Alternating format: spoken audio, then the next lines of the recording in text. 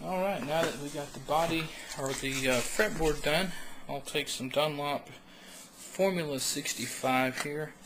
I don't really want to spray it onto the pickups, but I'll just cover those up. Try not to get it on the the metal parts too much. It's kind of it's not really a wax. I have some wax over there, but you can go ahead and clean now all the your pick dust that's come off. And mine, it just eats the picks up. I just chew them up. Go ahead and wipe this thing down real good. You might want to do this at the end also, but right now I want to clean this area mostly. The pick guard around my Seymour Duncans and DiMarzio's. I go ahead and flip it, spray the back a little bit.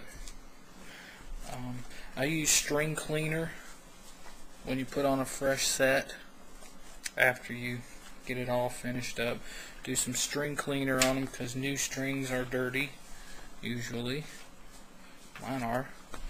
And I put it on the back of the neck too. A lot of people wonder, how do you get the neck slick? Well, that's one way. You just keep cleaning the neck. If it's a finished neck with the string cleaner, it works just fine for me. Okay, that's pretty much it for just the general cleanup. I recommend that you get some Dunlop 65 spray. It works pretty good. When you really get serious, you get some Body Gloss 65 wax by Dunlop. Wax the whole thing, kind of like a car. Protects it, gives it a nice shine. Okay, check your fretboards again. Make sure you don't have any puddles.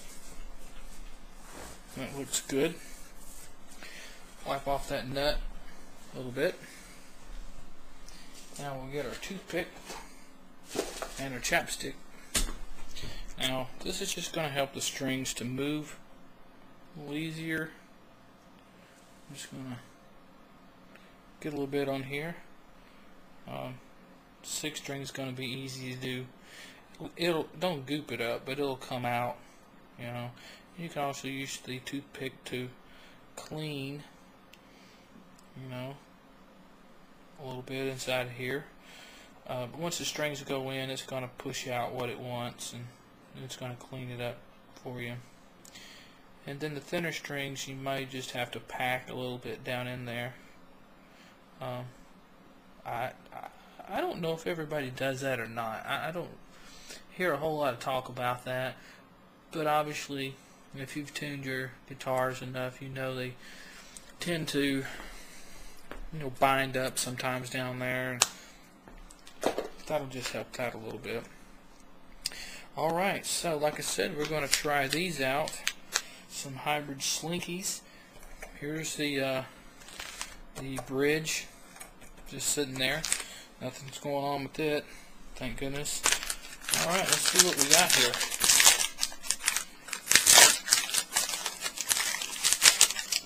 Ernie balls. Maybe you use Ernie balls. Well, they're all in different packages for the gauges, so we'll be ready to go. I always start with the number 6 string, thickest string, and then work my way down. It's closest to me. Always keep the headstock pointed towards my left. That way when I go to tune, I can use the needle on it when I'm intonating, tell me which way I need to go. Alright, you got all your tools handy. Let's go ahead and open up the number 6 string, which will be a 46. Number 46 on here. Alright, we're not going to cut the balls off of this one. We're going to feed the end right through the back here. Now you want to be sure you're feeding it through the right hole. Okay, comes right up through the saddle. Just pull it in, just like that. Alright, now then, what I like to do on the Fenders is set this first string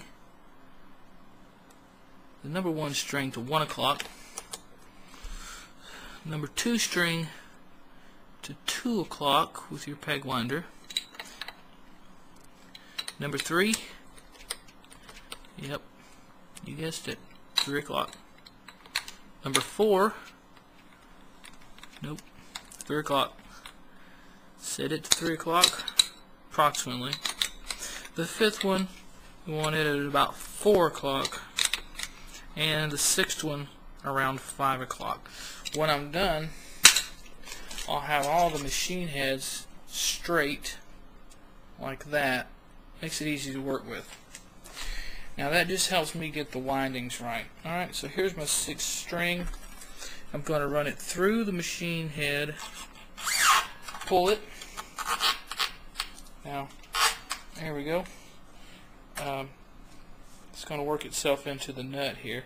I'm going to pull it about 2 pegs, so not counting itself, 1, 2. That gives you about 1.5 inches of slack here. This is pretty tight already, so pull it tight and do that about 2 peg lengths. Grab it, hold it, pull it back till this finger stops, not letting go. Now I've got all this. It's probably a little bit more than you need. You know, there's various techniques about doing it. That's the easiest way, is just to pull it in here, pull it about 2, maybe a little less, pull it back like that. Now wrap the string around, I guess clockwise, then under itself. Be sure you go under. Now give it a good pull like that, and then wrap it over the top. Push it down with your finger. Get your string winder.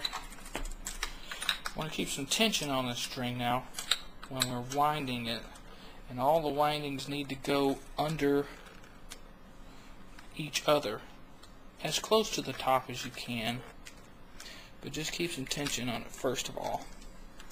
So I'm holding the strings with my fingers, and I'm starting to wind that thing down. Okay.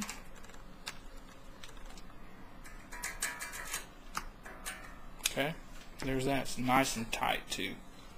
Alright, done with that one. We'll go to the custom gauge 36. Should be the 5th string. Same thing with that. Run it through the back. Make sure it's coming up through the saddle properly. Pull it. Oops, sorry. Nice and tight. Put all the way down. You've got your machine head set to the clock positions. You just run it right through the machine head. From the right hand side through to the left. Pull it tight. Stretch it out to maybe 2, maybe just a little less. I've got right at 3 windings on that first one we did. That's about what you want. Grab it, pull it back. You're going to have that much slack. Hold it, come across towards the right hand side, underneath the string itself, pull it, bring it over to the top.